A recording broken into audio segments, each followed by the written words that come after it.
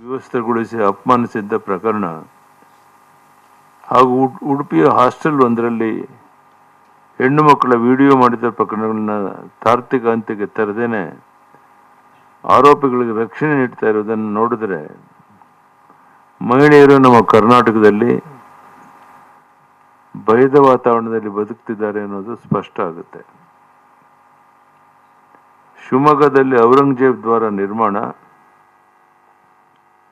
ಕೋಲಾರದಲ್ಲಿ ತಲ್ವಾರ್ ಕಟೌಟ್ ಪ್ರದರ್ಶನ ಮಾಡಿದವರನ್ನ ಹನುಮಾನ್ ಚಾಲೀಸ್ ಹಾಡನ್ನು ಬಿತ್ತರಿಸಿದ ಯುವಕನಿಗೆ ಥಳಿಸಿದವರನ್ನ ಬಿಟ್ಟು ರಾಮ ಮಂದಿರ ಕರಸೇವಕರ ಮೇಲೆ ಪ್ರಕರಣ ದಾಖಲಿಸಿದ್ದನ್ನು ಗಮನಿಸಿದರೆ ನಮ್ಮ ರಾಜ್ಯ ಸರ್ಕಾರದ ಆಡಳಿತ ವೈಖರಿ ತಮಗೆಲ್ಲ ತಿಳಿಯುತ್ತೆ.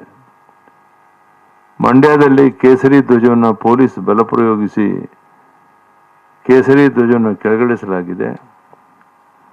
ವಿಧಾನಸೌಧದಲ್ಲಿ ಪಾಕಿಸ್ತಾನ ಜಿಂದಾಬಾದ್ ಎಂದು ಘೋಷಣೆ ಕೂಗಿದವರ ಮೇಲೆ ಯಾವ ಕ್ರಮವನ್ನು ಕೈಗೊಳ್ಳುವುದನ್ನು ನೋಡಿದ್ರೆ ಸಿದ್ದರಾಮಯ್ಯನವರ ಸರ್ಕಾರದ ಆದ್ಯತೆಗಳೇನು ಎಂಬುದು ತಿಳಿದು ಬರ್ತಾ ಇದೆ.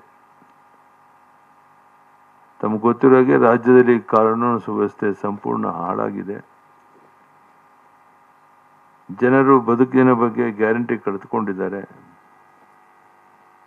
ಈ ಸರ್ಕಾರದಲ್ಲಿ ಶಾಂತಿಗಿಲ್ಲ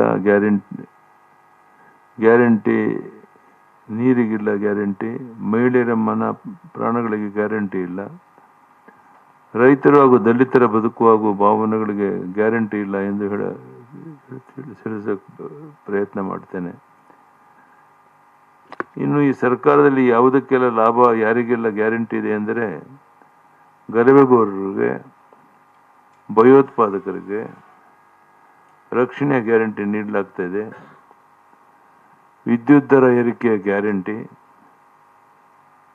ವಿವಿಧ ತೆರಿಗೆಗಳ ಹೆಚ್ಚಳದ ಗ್ಯಾರಂಟಿ ನೀಡಲಾಗಿದೆ. 2-3 ದಿನಗಳಲ್ಲಿ ನಡೆದಂಥ ಈ ಘಟನೆಗಳನ್ನು ಗಮನಿಸಿದರೆ ಸಿದ್ದರಾಮಯ್ಯನವರ ಕಾಂಗ್ರೆಸ್ ಪಕ್ಷದ ಸರ್ಕಾರ ಮತಾಂಧ ಶಕ್ತಿಯನ್ನು ಬೆಳೆಸೋದು ತನ್ನ ಆಡಳಿತ ಭಾಗವಾಗಿ ಮಾಡಿಕೊಂಡಂತೆ ಕಾಣ್ತಾ ಇದೆ. ಸರ್ವ ಜನಾಂಗದ ಶಾಂತಿಯ ತೋಟವಾದ ನಮ್ಮ ಕರ್ನಾಟಕವನ್ನ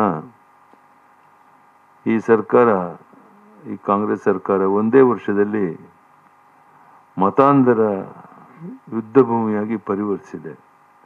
ಅಷ್ಟೇ ಅಲ್ಲ, ಈ ಸರ್ಕಾರದ ರೈತ ವಿರೋಧಿ ಧೋರಣೆಗಳಿಂದಾಗಿ 700ಕ್ಕೂ ಹೆಚ್ಚಿನ ರೈತರು ಆತ್ಮಹತ್ಯೆ ಮಾಡಿಕೊಂಡಿದ್ದಾರೆ.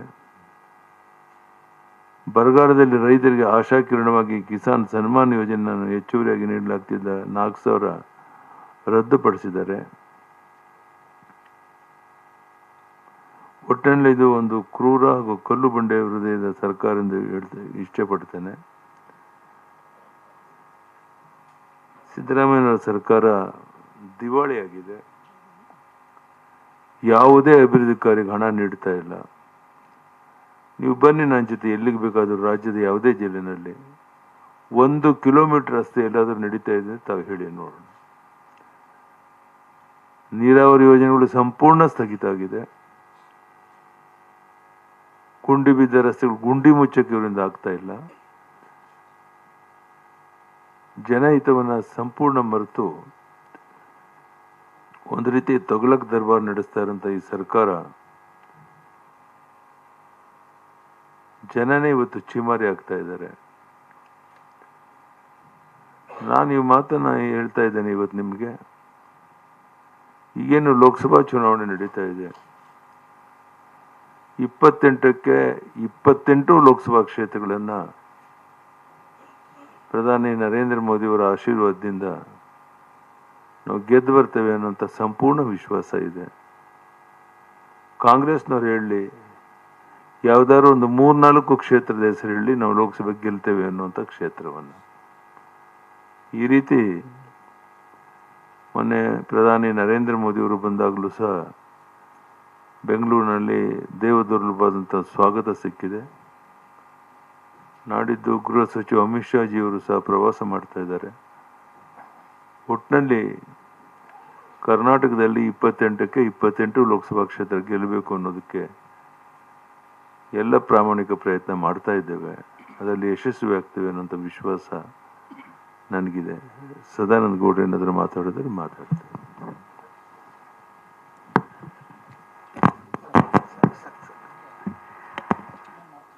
ಎಲ್ಲವನ್ನ ನಮ್ಮ ನಾಯಕರಾದಂಥ ಯಡಿಯೂರಪ್ಪರು ಪೂರ್ತಿಯಾಗಿ ಸವಿವರವಾಗಿ ಈಗಾಗಲೇ ತಮ್ಮ ಮುಂದೆ ಪ್ರಸ್ತಾಪ ಮಾಡಿದ್ದಾರೆ. ಒಂದು ವಿಶೇಷವಾದಂಥ ಕಾಲಘಟ್ಟದಲ್ಲಿ ನಾವಿದ್ದೇವೆ. ಕರ್ನಾಟಕ ರಾಜ್ಯದಲ್ಲಿ ಈ ಬಾರಿಯ ಚುನಾವಣೆ ಒಂದು ರೀತಿಯಲ್ಲಿ ಭಯೋತ್ಪಾದಕರ ವಿರುದ್ಧ ಮತ್ತು ಹಿಂದೂ ಧಾರ್ಮಿಕ ವಿಚಾರ ವಿಧಿವಿಧಾನಗಳನ್ನು ಅನುಷ್ಠಾನ ಮಾಡುವಂಥ ಪ್ರಾಮಾಣಿಕ ಮತ್ತು ಸಾಮಾನ್ಯ ಕಾರ್ಯಕರ್ತರ ವಿರುದ್ಧದ ಹೋರಾಟದಂಗೆ ಕಾಣ್ತಾ ಇದೆ. ಸಿದ್ದರಾಮಯ್ಯರವರ ಸರ್ಕಾರ ಮೊನ್ನೆ ಬಂದ ನಂತರ ರಾಜ್ಯದಲ್ಲಿ ಹಿಂದೂಗಳು ದ್ವಿತೀಯ ದರ್ಜೆಯಲ್ಲ ತೃತೀಯ ದರ್ಜೆಯ ನಾಗರಿಕರಾಗಿ ನೋಡುವಂಥ ಒಂದು ಅತ್ಯಂತ ಕೆಟ್ಟ ವಾತಾವರಣವನ್ನು ನಿರ್ಮಾಣ ಮಾಡಿದ್ದನ್ನು ಕಂಡಿದ್ದೇವೆ.